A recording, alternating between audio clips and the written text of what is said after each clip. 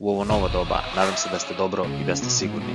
Obzirom na mjere, ne preostaje nam ništa drugo nego raditi individualno. Moje ime je Saša Kanazir, nogometni sam trener s UEFA licencom s 10-godišnjim iskustvom rada s djecom, momčadski i individualno. Pozdrav svim šišmišima, evo sa mnom su danas ponovno Ivan i Luka, naši stari znanci. Danas ćemo u vježbi koju ćemo pokazati koristiti BlazePod, rekvizit koji jako često koristimo. Dakle, dvije stvari koje ćemo danas pokazati je nešto što koristimo u uvodnom dijelu treninga. Najčešće ja osobno koristim u uvodnom dijelu treninga, a zadatak će biti sljedeći. Dakle, dva igrača će raditi pasiranje. Igrač koji se nalazi na palačinki radi pogled preko ramena. U trenutku kad je upaljena zelena boja, kreće uvođenje okolo čunja. Igrač koji mu je davao pas dolazi na njegovo mjesto na palačinku i kada dolaze jedan do drugoga, igrač koji je krenuo u vođenje oko čunja radi dribling koji trener kaže. Jel? Mi ćemo sad za početak, ajmo pokazati izbočaj bicikl. Ćeš raditi kada dolaziš jedan i drugi, dakle izbočaj bicikl ćemo raditi kada dolazimo jedan prema drugome. Može? Varijacija je bezbroj, dakle ako krećemo u uvodnom dijelu treninga krenut ćemo nešto nižim intenzitetom. Čim se igrači zagriju, onda ćemo naravno ubrzati i raditi prema maksimalnom intenzitetu. Ima li pitanja, dečki? Dobro, pripremi, dakle još jednom ponavljam, na crveno ide pas s prve, na zeleno krećemo u vođenje. I može, kreni.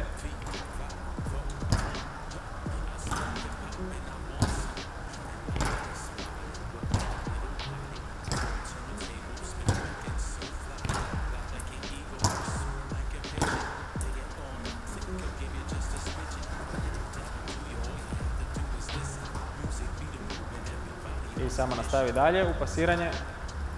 Skip, skip, skip.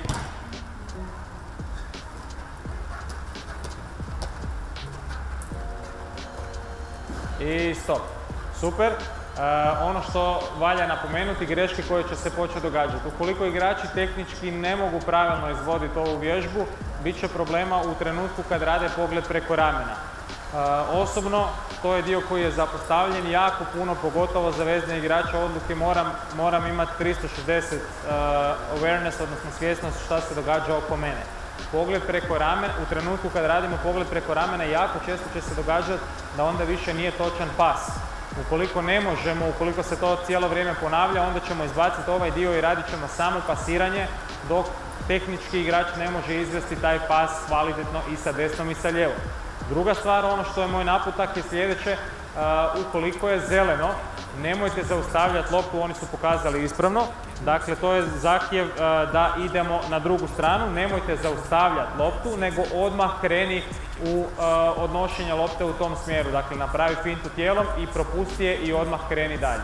Ok, vas dvojica ćete sad pokazati i vježbu broj 2. Vježbu broj 2 će biti sljedeća. Dakle, krenut ćemo sa pasiranjem.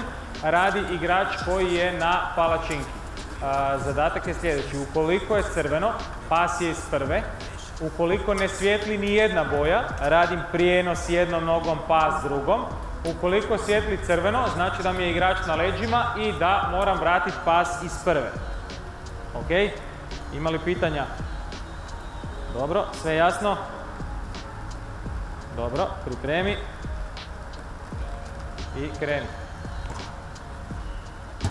Super, skip.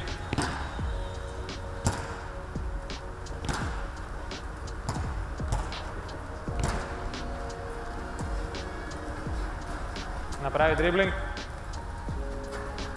Super. I samo nastavi dalje. Sombrero. Dobro, sve ok, sve ok. Dalje nastavi. Bravo. Bravo. Dvostruki bicikl.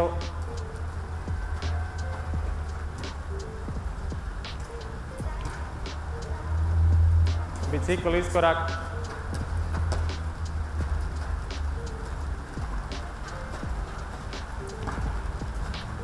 Bravo. Zmijica.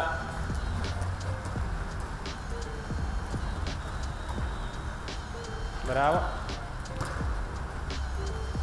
Bicikl zmijica. Sve ok.